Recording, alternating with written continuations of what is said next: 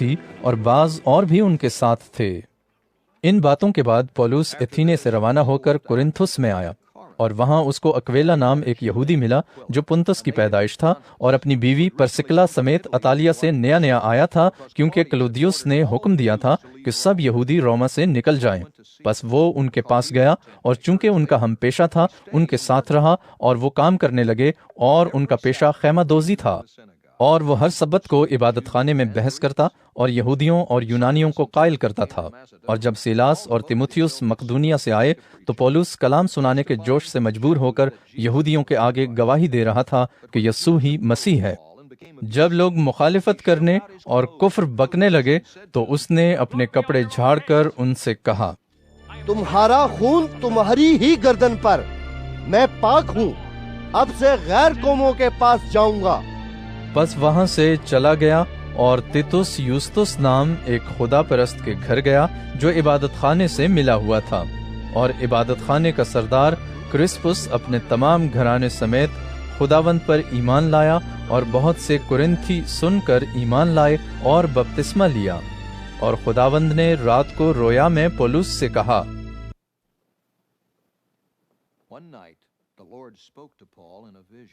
खौफ न कर, बल्कि कहे जा और चुप न रह, इसलिए कि मैं तेरे साथ हूं और कोई शख्स तुझ पर हमला करके जरर ना पहुंचा सकेगा, क्योंकि इस शहर में मेरे बहुत से लोग हैं।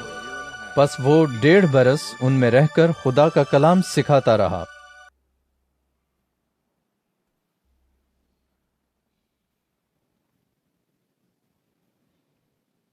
जब गैलियो अखिया का सूबेदार था, यहूदी एका करके पौलुस पर चढ़ आए और उसे अदालत में ले जाकर कहने लगे कि ये शख्स लोगों को तरगीब देता है कि शरीयत के बरखिलाफ खुदा की परस्तिश करें।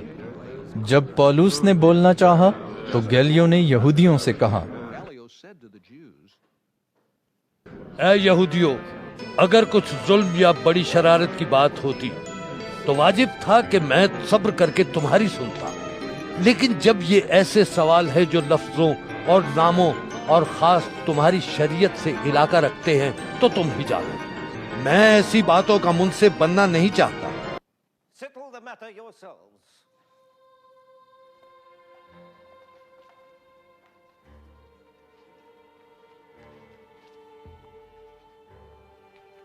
और उसने उन्हें अदालत से निकलवा दिया।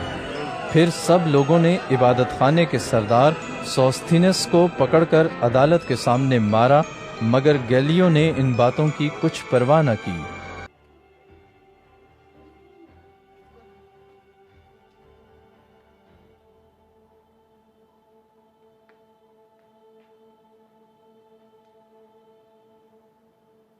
बस पौलुस बहुत दिन वहां रहकर भाइयों से रुखसत हुआ और चूंकि उसने मन्नत मानी थी इसलिए किनखरिया में सर मुंडाया और जहाज पर सूरिया को रवाना हुआ और परसिकला और अक्विला उसके साथ थे। और इफसुस में पहुंचकर उसने उन्हें वहां छोड़ा और आप इबादत खाने में जाकर यहूदियों से बहस करने लगा। जब उन्होंने उससे दरख्वास्त की कि और कुछ अरसा हमारे साथ रह, तो उसने मंजूर न किया, बल्कि ये कहकर उनसे रुखसत हुआ कि अगर खुदा ने चाहा तो तुम्हारे पास फिर आऊंगा। और इफसुस से जहाज पर रवाना हुआ। फिर कैसरिया में उतरकर यरूशलेम को गया और कलीसिया को सलाम करके अंताकिया में आया और चंद रोज रहकर वहां से रवाना हुआ और तरतीबवार गलितिया के इलाके और फ्रूगिया से गुजरता हुआ सब शागिर्दों को मजबूत करता गया। फिर उपुलुस नाम एक यहूदी इस्कंदरिया की पैदाइश, खुश तकरीर और किताब मुकद्दस का माहिर इफसुस में पहुंचा।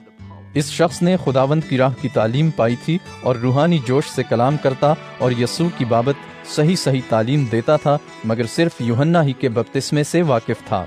वो इबादत खाने में दिलेरी से बोलने लगा, मगर परसिकला और अक्विला उसकी बातें सुनकर उसे अपने घर ले गए और उसको खुदा की राह और ज्यादा सेहत से बताई। जब उसने इरादा किया कि पार उतरकर अखिया को जाए, तो भाइयों ने उसकी हिम्मत बढ़ाकर शागिर्दों को लिखा कि उससे अच्छी तरह मिलना। उसने वहां पहुंचकर उन लोगों की बड़ी मदद की जो फजल के सबब से ईमान लाए थे। کیونکہ وہ کتاب مقدس سے یسوع کا مسیح ہونا ثابت کر کے بڑے زور شور سے یہودیوں کو اعلانیہ قائل کرتا رہا۔